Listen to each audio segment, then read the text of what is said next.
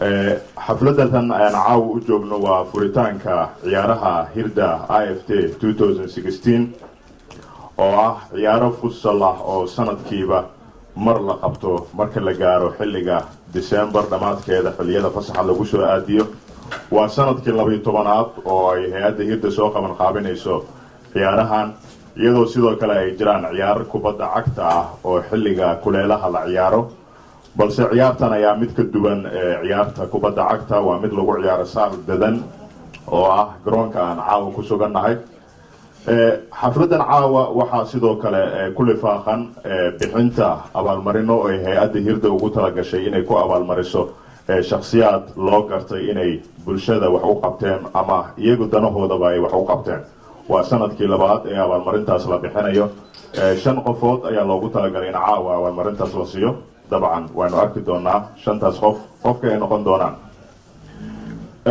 waxaan gudagalaynaa furitaanka xafladatan waxaan jeclahay inaan ugu horeen aan u yeero si uu xafladatan inoogu furo danjiraha dowladda federaalka Soomaaliya u fadhiya wadamada Benelux iyo xarunta midowga iyo Dr. Ali Saciid Faqi.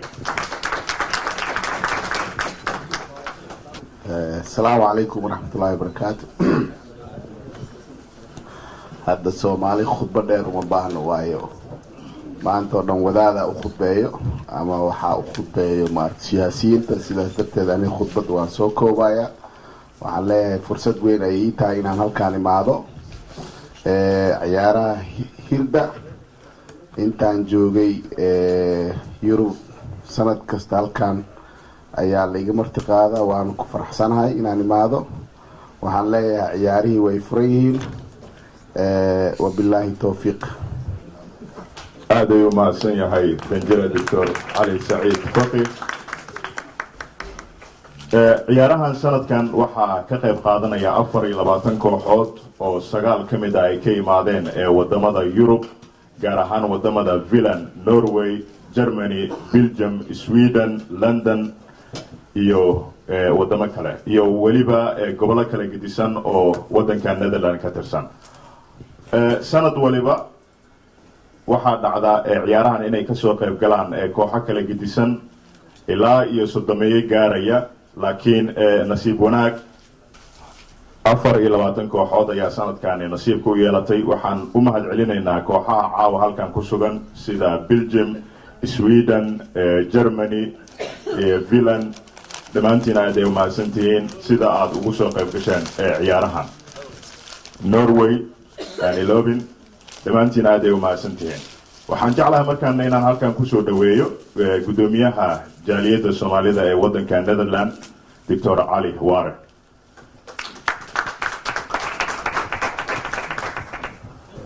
صالح aad u mahadsan tahay dadka sharafta leh dhammaantiin aad iyo aad ayaad u salaamantihiin. waxaan rabaa inaan runtii si gaar ah ugu mahad celiyo ururka Hirda Foundation oo runtii hawshan u dhabar adeegay muddo 12 sano ah. waa dareemi karaan shaqada la qabto waa dareemi kartaan dhammaantiin hawshan culeyska ay leedahay in dhalinyaro Soomaaliyeed oo wadanka gudihiisa iyo dibadiisa ka yimid ay isku yimaadaan oo iyagoo faraxsan ay isla wada ciyaaraan oo wadamadii ka yimaadeen iyo guryahoodii ay dib ugu laabtaan. runtii waa hawl u baahan dhabar adeeg iyo runtii karti iyo firfircoonaan dheeraad ah. marka waxaan rabaa runtii inaan si gaar ah ugu mahad celiyo Hirdo iyo intii la soo abaabushay gaar ahaan Dictorensa Faatimo Faarax aad iyo aad ayaad u mahadsantahay. idinkoo dhanna waa mahadsantiin habeen wanaagsan. aad ayuu mahadsan yahay Dr. Ali Waare oo ah gudoomiyaha dalada isutaga ururada ama jaaliyadaha Soomaalida ee wadanka Netherlands ee Epson. maadaama barnaamijkeenu uu yahay barnaamij isboorti waxaan jeclahay markaan inaan dhinaca suugaanta ama fanka maadaama la yiri fanka isboortiga waa saaxiibo ama waa lamaane inaan dhankii fanka aan markaan u yeero. waxaan aad iyo aad ugu mahad celinayaa Aweys Ali Winke oo ah shakhsi isboorti runtii dhinaca fankana aanan ka marnayn oo walaalkii lagu yaqaan dhinaca muusikada. marka sanadkan maadaama uusan koox wadanin sanad walba wuxuu ka soo qayb gali jiraa asigoo koox hogaaminaya laakiin sanadkan wuxuu dhahay maadaama aanan koox wadanin waxaan ka soo baxayaa Norway inaan idin caawiyo aan ka qayb qaato ciyaaraha AFT ee hirda. wuxuu kaloo aan aniga gaar ahaan ka codsada heesaan aad u jeclahay oo dhinaca sportiga ah. waxaan jeclahay inaad dhammaantiina ila dhagaysataan heestaasi iyo weliba Aweys Caliwinke. saalax hoosta igu soo geliyaan horta maxaa lahaa horta qofka hadduu sports yahay dabcan fanaannimada meel ma ka jirto runtiisa waaye sanadkan waxaan islahay hirda maadaama aadan koox wadin meeshana aad joogto xoogaa dhalinyaradana ay dhalinyaro sports yihiin xoogaa dhiigga hala kiciyo عيرتوي هذا طهي توكدا عجبيو عرفوا المكان تي عمل سمي كوديلو داودها فرحنا اها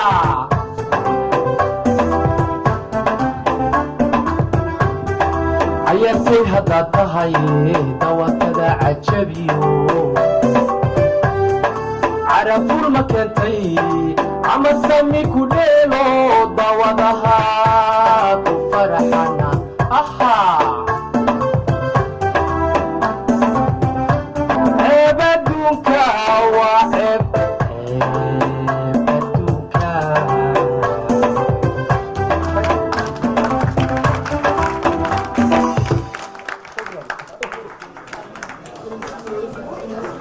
كان kusoo dhawaaday si uu dhalinyarada asigana ugu warbixiyo 12 sano ee ciyaaraha hirda ay soo socdeen iyo qaabka oo asiga gaar ahaan ugu qayb qaadanayay habsami u socodka ciyaaraha hirda.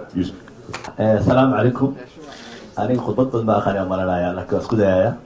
نبض كوني شنتي أهيد بركفاد مفارح نوتي من أنك صعنا محل إنجليز كعيارة يورسب كقيد قرينه.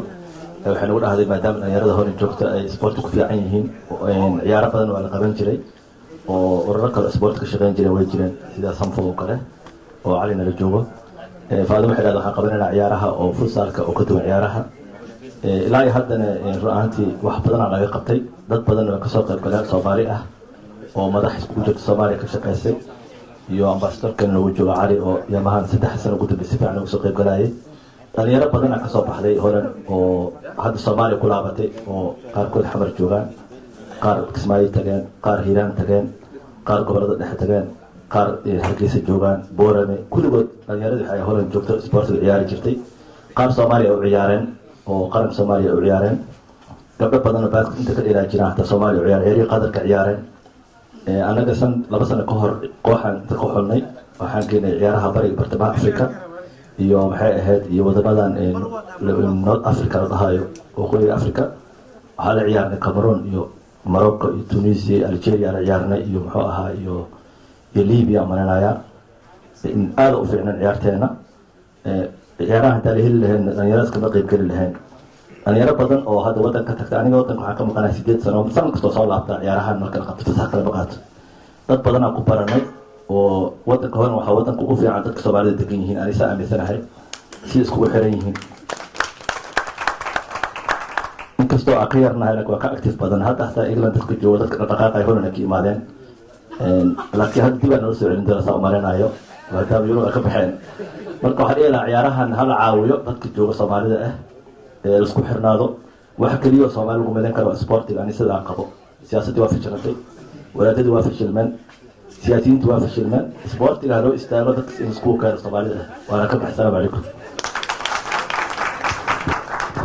aad ay mahadsan yahay Yusuf runtii waa saxafi dhinaca sportiga ka faalooda wuxuuna goobjoog u ahaa 2005 markii la bilaabayay ciyaaraha hirda ilaa imaantana hal sanad muusan ka baaqanin sida uu ugu qayb qaadan lahaa habsami u socodka runtii ajnabi ayaa markaa garsoori jiray laakiin 2 sano ugu dambeeya waxaanu helnay garsoorayaal Soomaaliyeed oo daayar oo u diyaara safar dheerna u soo galay inay ciyaarahan hirda ay ka qayb galaan. waxaan jeclahay Cabduqaadir inaan ugu horeyn aan weydiiyo heerarka kala gedisan ee ciyaaraha uu qabto iyo sida uu arko sanadkii labaad uu ciyaarahan uu garsoorayo. Cabduqaadir waxaa qabtaa ciyaaraha banaanka lagu ciyaaro heerka division 4 oo Sweden muxuu ahay meel badan ma lagu arkayo muxuu ahay meel Soomaali badan oo isku imaatay oo hal meel isku imaatay meesha diin oo kaleeto oo Sweden waxa waa meel yariis oo baadiye haddana Swedish badan arkaya marka wax weyn waa lagu farxaya marka mahadsan tahay maxamed sanadkii labaad ayaa ciyaarahan ka qayb galaysaa marka hore marka waxaad inoogu warantaa heerka ciyaaraha aad qabato iyo ka soo qaybgalkaaga ciyaarahan hirda bismillaahir rahmaanir rahiim waa ku faraxsanahay inaan ka soo qayb galo aan dhexdhexaadiyo ciyaarahan hirda sanadkii labaad waay waxaan ka dhexdhexaadiyaa ama waxaan ka ahay garsoore dalka Sweden heerka afaraad waxaan ka ahay calawade ama qof markasta calanka kor u taago hore gadaal u ordo ama habsadka dadka ilaaliya heerka shanaad iyo lixaadna waan qabtaa sidoo kale futsalka waan qabtaa waxaan kaloo qabtaa ama ahay garsooreyaasha Somali mini football waxaan u ahay madaxa garsooreyaasha Somali mini football waxaan ciyaaro kasoo dhexdhexaadiyay European mini football iyo Hungary waxaan u haystaa shahaadooyinka heerka European waa haystaa waxaan rajeynaa sanad dambe inaan ka dhexdhexaadin doono World Mini Football oo Tunis lagu qaban doono ilaa heerkaas aan u leeyahay waxaan ka bartay waxyaalo badan waxaan kaloo ku haynaa dalka Sweden koox oo ka ciyaarta divisionka wadanka Sweden oo maanta matalaysa dalkaas Sweden oo imaatay halkan waxaan sanadkan kasoo qayb gashay halkan hirda iyadoo matalaysa dalka Sweden magaceedana waxaa la lahaa dulqaad ma ahan wax maanta la bilaabay kulay sanadkii lixaad ay soo tahay turkeeda intaas shaqo aan isku haynaa aad ay umahadsantihiin cabdulqaadir iyo maxamed runtii waa laba dhalinyaro oo ku dayasho mudan runtiina muujiyey in dhalinyarada Soomaaliyeed ay garsooro noqon karaan ciyaaro caalami ahna ay markaa garsoori karaan cabdulqaadir sidoo kale sanadkii hore markuu ka soo qayb galay uu arkay dhalinyaro fara badan wuxuu markaa isku dayay inuu sanadkan asigoo koox hogaaminaya uu markaa yimaado koox Sweden ka socota aad ay umahadsantihiin labadiinaba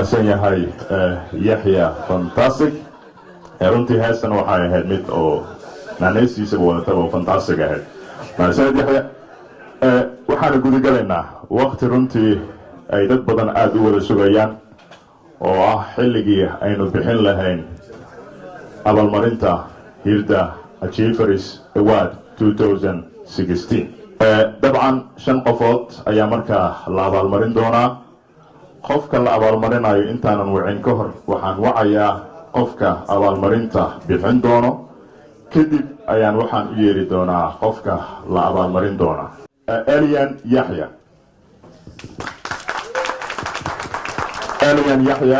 caawa wuxuu ku sugan yahay dalka Canada balse waxa uu wakiishay in qof dhalinyaro ah uu u qaado abaalmarintiisa maadaama uu asiga madalayo dhalinyarada waxaan jeclahay inuu abaalmarintaana bixiyo qof inagu qaali ah danjiraha dowladda federaalka Soomaaliya u fadhiya wadamada Benelux iyo xarunta midowga Yurub Dr. Ali Said Fakri Elian Yahya ayaa ku soo wakiishay inaad u qaado abaalmarintan Hilda Achievers Award maadaama aad tahay qof dhalinyaro ah asigana uu yahay qof dhalinyarada u matala xarunta midowga Yurub gaar ahaan dhalinyarada wadanka Netherland Elian Yahya caawa haddii uu halkan ku sugnaa lahaa waxa uu markaa jeedin lahaa ereyadiisa ku aadan sida uu arko abaalmarintan la guddoonsiiyey.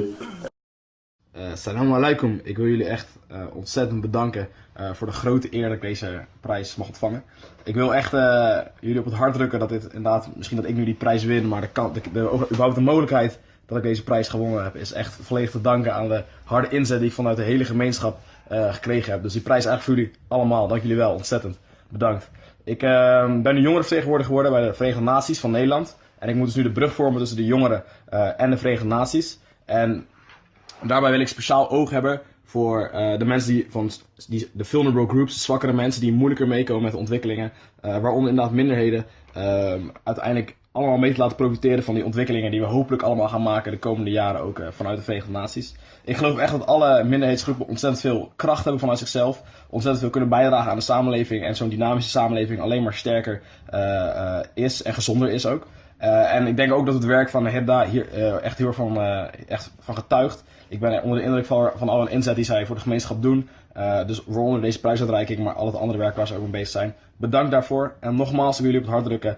Misschien winnen individuen deze prijs als outstanding, voor een outstanding activiteit die ze gedaan hebben. Maar uiteindelijk is het echt de gemeenschap die dit alles mogelijk gemaakt heeft. Echt ontzettend bedankt. Maatse niet. En fijne avond allemaal mensen. Masalama. aad ayuu u mahadsan yahay Elian Yahya. Markaana abaalmarinta labaad ayaanu markaa gudagalaynaa.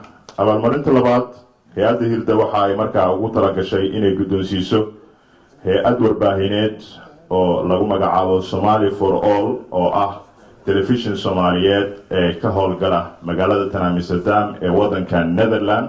waa telefishinka kaliya Soomaali ah ee markaa ka registration ama ka qoran wadanka Netherland ee Amsterdamna ka howlgala. Telefishinkan wax badan ayuu bulshada Soomaaliyeed u soo bandhigaa gaar ahaan bulshada ku dhaqan ee wadanka Netherland. muddo badan ayay soo shaqeynayeen sanado badan. sanadkan waxaa loo gartay in lagu abaalmariyo Hilda Achievers Award. waxaan jeclahay inaan marka hore u yeero qofka bixin lahaa abaalmarinta. waa xildhibaan hore ee ka tirsanaa dowladii ku meel gaarka ahayd ee Soomaaliya Cabdulaahi Macalin Cabdiraxmaan.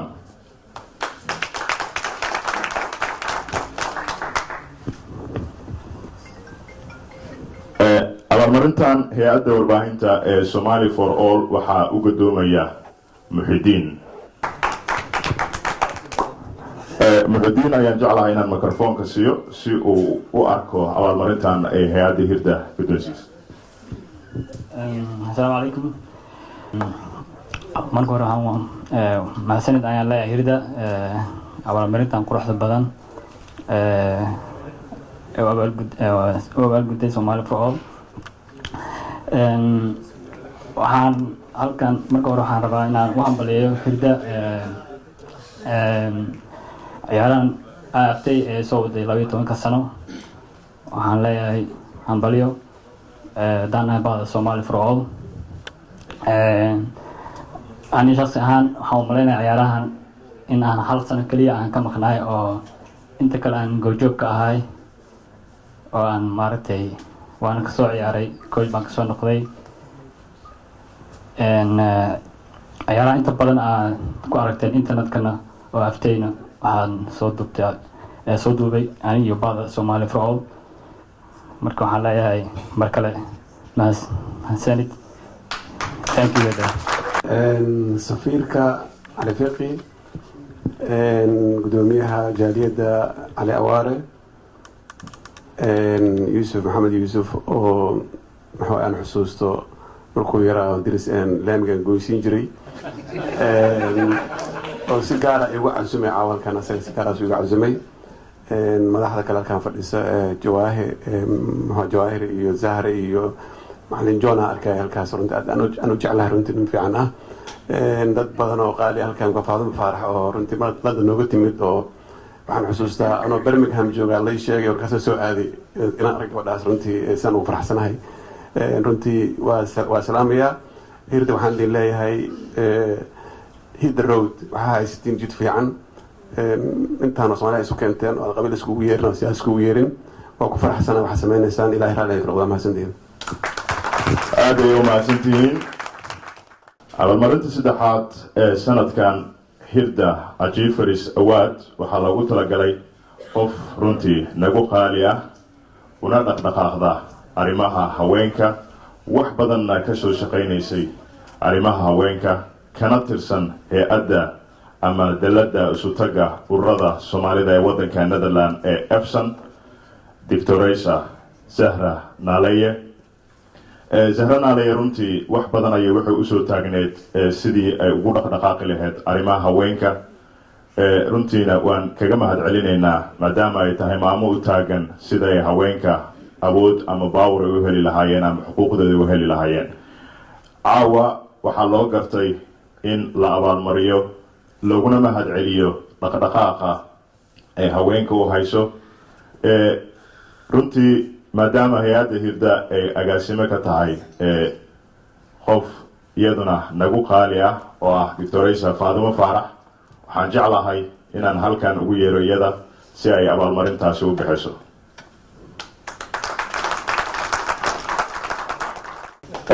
abaalmarinta Hirda Ajifaris Award 2016 ayaa loo gartay in lagu abaalmariyo Dictoresa Zahra Naleye waxaana abaalmarintaasi guddoonsiinaysa agaasimaha hay'adda Hirda Dictoresa Faadimo Faarax.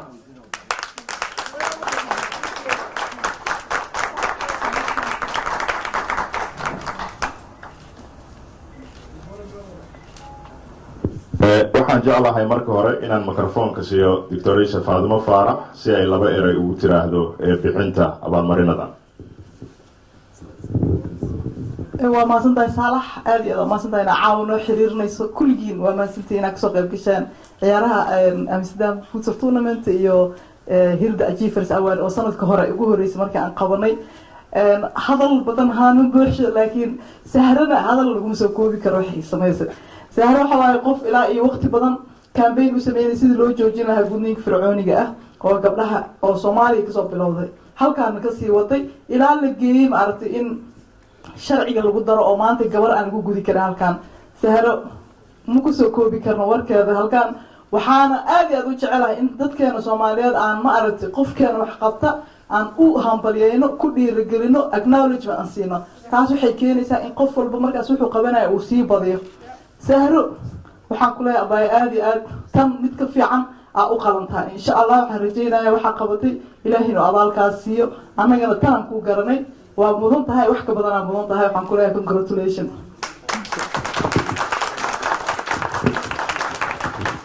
bismillaahi raxmaani raxiim horta waxaan aad iyo aad ugu faraxsanahay muxuu ahaay hay'adan Hirda oo sanad kasta la soo qaban qaabada arrimahan taasna waxay tusaale idinkugu tahay gabdhaha meesha hogaamiyaan waa agaasimaha iyo inta kale la shaqeysa marka annaga marka aan leenahay gabdhaha waxa lagu daro gabdhaha lagu waad arkaysaan gabdho kasta oo Soomaaliya soddon mar rabna markasaan ku dhaha aniga meel kastaba inaan galnaan rabnaa faadimo waa dadaashay waxaan kuu rajeynayaa intaan in ka badan anigana runtii howlahaan aan qabtay kaligay ma qabanin waxaan muddo u shaqaynayay ama aan la shaqaynayay ama aasaasiyaashii ahayn ururka efsan oo gaar ahaan guddiga aan u mahadnaqay oo i garab galay oo weliba kalsooni isiiyey sidaan macnaha howlahaan u wado iyo dhammaan ummadda soomaaliyeed oo ila shaqaysay iyo dadka afrikaanka ah oo dhan oo arrimahan igala shaqeeyey waxaan rajeynayaa kulligeen arrimahan oo kale inaan isla wada shaqayno sidii taasoo kale waxaa tusaale u ahayd muxuu arrintii hataa caddi tahliil aan isla wada qabanay marka aad iyo aad ayaan ugu faraxsanahay muxuu ahay hoolan ahaan howlahan qabanay iyo hataan ololihii aan u galna hataa elyan markuu macnaha doorashada galayay marka waxaan leeyahay heer hoolan waxaad tihiin ku dayasho iyo safiirkaynoo maalin kasta iyo dadka kale oo la shaqeeyo oo runtiina dhiirigeliyo noo yimaado marka waxaan rajeynayaa arrimaha inaan isla wadno aan isla shaqayno haddii ilaahay yira inta yaroo noo dhiman aamiin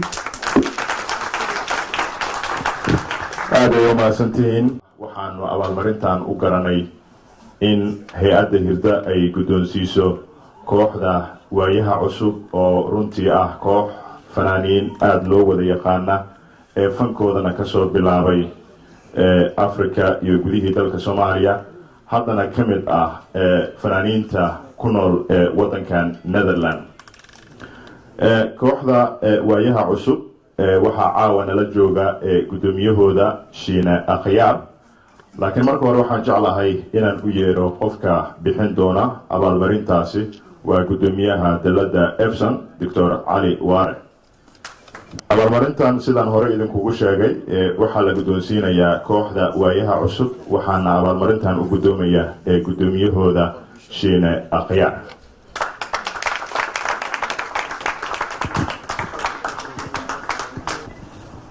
shiine akhyaar ayaa abaalmarintaani la guddoonsiinayaa waxaa kaloo la socda fanaan ka mid ah ee kooxda waayaha cusub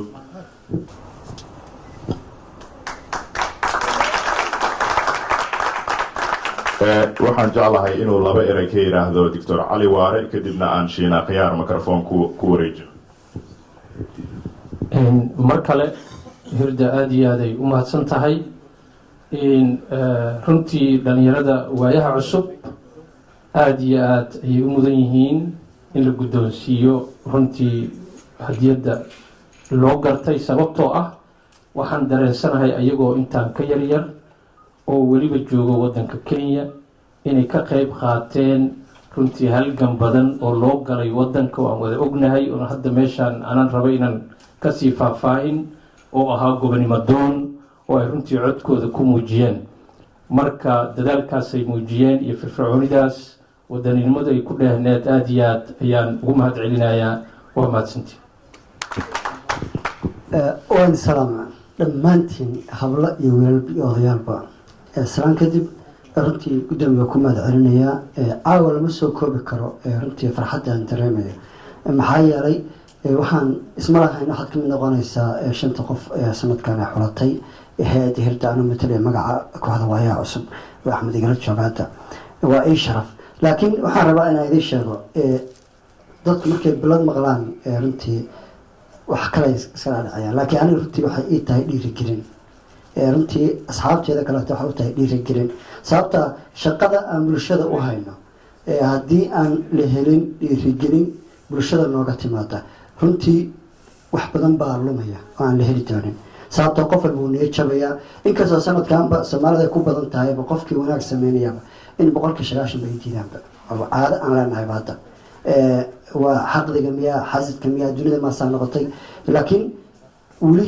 waxay noo tahay dhiirigelin in dad sida hay-adda hirdo kale iyo intiinaan oo kaleba ay jiraan qofkii soomaali ah ee soomaalnimo ugu shaqeeya ee waqtigiisa in la abaalmariyo oo la dhiirigeliyo hay-adda hirda waxaa leenahay waa mahadsantihiin hawshan ha socoto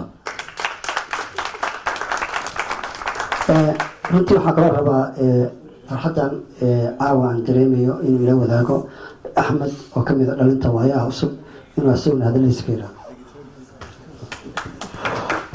dhammaantiin waa idin salaamay aada u mahadsantihiin sida quruxda badan ee barnaamijka uga soo qayb qaadateen hay-adda hirdo hadiyadda ayna siisay bilada ayna siisay waa uga mahad celinaynaa howsha ay haysan waa howl alinta u muhiima waxaan leenahay aada u mahadsantihiin.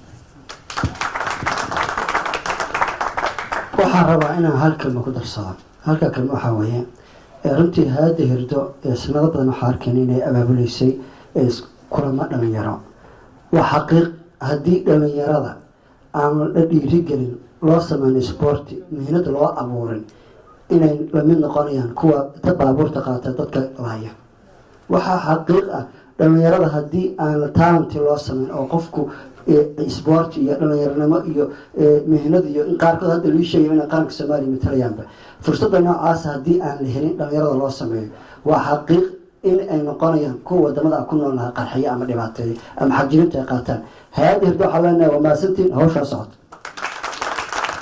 aad ay u mahadsantihiin dhammaantiinba. markana waxaa la gaaray abaalmarintii ugu dambeysay oo ay hay-adda hirta ugu talagashay inay sanadkan ku abaalmariso 5 qofood ee loo xushay in markaa lagu abaalmariyo abaalmarinta ay bixiso hay-adda hirda oo sanadkii labaad la bixinayo. sida aada muuqaalkan u jeedaan waxaa ku qoran walaal afuri. magacaas waxaan u malaynayaa badankiin inaad taqaaniin ama aada maqasheen. magacan waxaa abaabulay dhalinyaro ku nool waddanka UK si ay markaasi ugu gargaaraan walaalahooda Soomaaliyeed bulshadooda ay ka soo jeedaan ay markaa xilliyada ramadaanka oo kale ay u aruuriyaan lacago ay gaarsiiyaan dadka aan iyagu awoodi karin inay markaasi afurka ay dabka la wadaagaan. runtii dhalinyaradan waxayna dareensiiyeen in bulshada Soomaaliyeed ee ku dhaqan qurbaha ay awood u leeyihiin in shacabkooda ku nool gudaha Soomaaliya kuwooda dhibaataysan ay markaa u gargaari karaan una awoodi karaan lacago fara badan oo runtii cadadkooda aada u fara badan. sanadihii lasoo dhaafay marka la xisaabiye lacagta ay gaarsiiyeen gudaha dalka Soomaaliya iyo weliba wadamada kale ee dariska laha Soomaaliya gaar ahaan xerooyinka ay ku nool yihiin barakacyaasha waxay gaaraysay lacag aada u fara badan oo runtii lagu qiimeeyey xataa inaysan bixinin hay-adaha gargaarka ee Soomaalida caawiya ama dowladda Soomaaliya xataa caawisa. runtii dhalinyaradaasi waxay naga mudan yihiin inaanu dhahno aada ay u mahadsantihiin. abaalmarinta hay-adda hirda ay bixinaysana runtii waa in lagu dhiirigeliyo shaksi walba ee bulshadiisa ama dadkiisa wax u qabanaya ama nafsadiisaba wax u qabanaya. dhalinyaradaasi caawa waxaa inagala jooga ama ay wakiil usoo dirsadeen in uu abaalmarintan u gudoomo Yuusuf Maxamed Cabdi Yuusuf oo asigu ka mid ah dadkii aas-aasay asiga iyo Bashiir Mursal.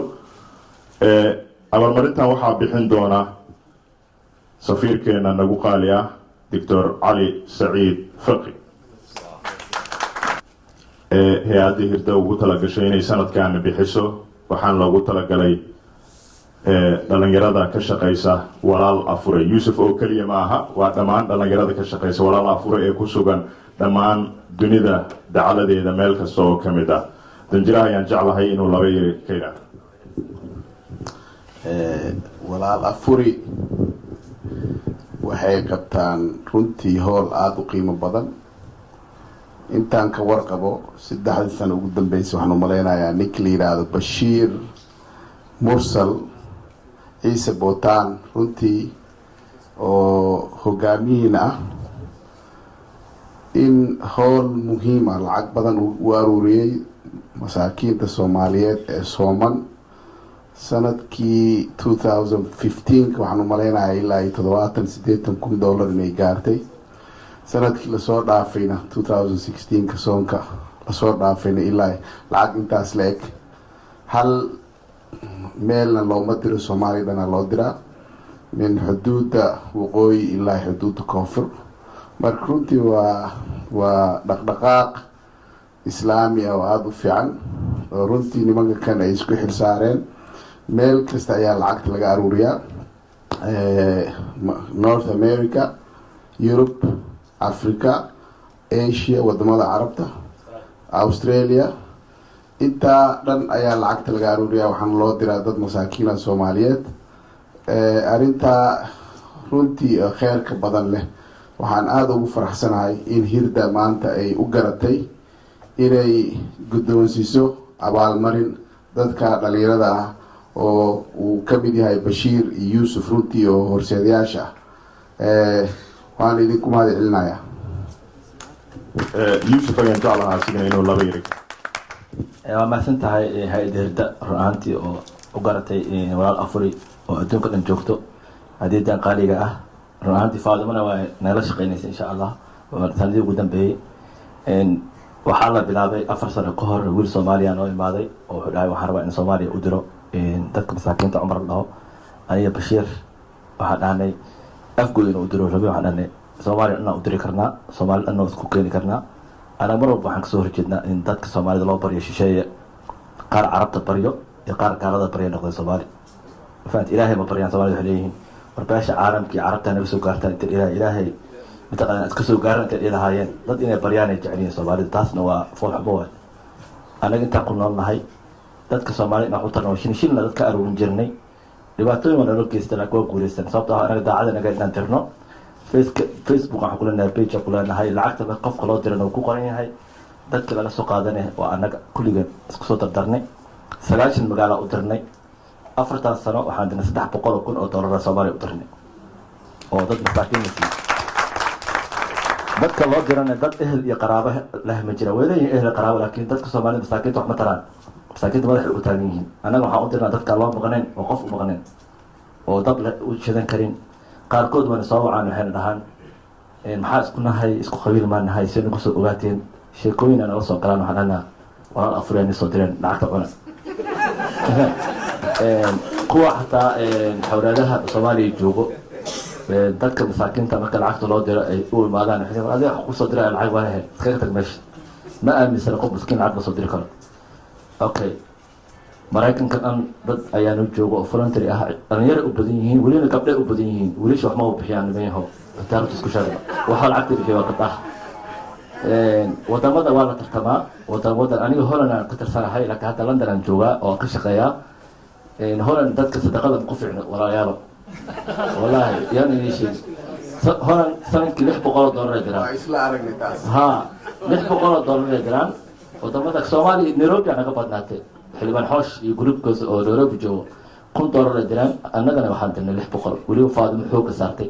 waxaan jeclaan lahaa walaalayaal dadka masaakiinta horta inaad dirtiin waa qasab waajib waa diini ah. kow ehelkaada dhibaataysan waxtar masaakiinta loo maqnayna adaa u maqnaa dirta. waxaan jeclaan lahaa Ramadaan kasaan shaqeynaa anaga kas ururo badan ayaa jira oo Soomaali ah oo ka shaqeeya maxay ahayd samafalka barabna inaan anaga aan urur manihi charity-gan warajis garana ku xafad ku badalbano lacagta aan dirnaa dadka u dirnaa. waxaan jeclaan lahaa Ramadaanka soo socda Holland in ay Ingiriis ka badato. ma fahanteen insha Allah sadaqada bixiya Soomaaliya ilaahay dhibaatada ka saaro anagana dhibaatada iska saaro walaalayaal ma baasantiin. aad ayuu mahadsan yahay Yuusuf iyo Cali Fiqi. waxaan jeclahay inta abaalmarinada la guddoonsiiyey iyo inta bixisaba inay hal sawir photo group ay halkan ku galaan. aad ayuu mahadsantihiin waqtigiina waan idinkaga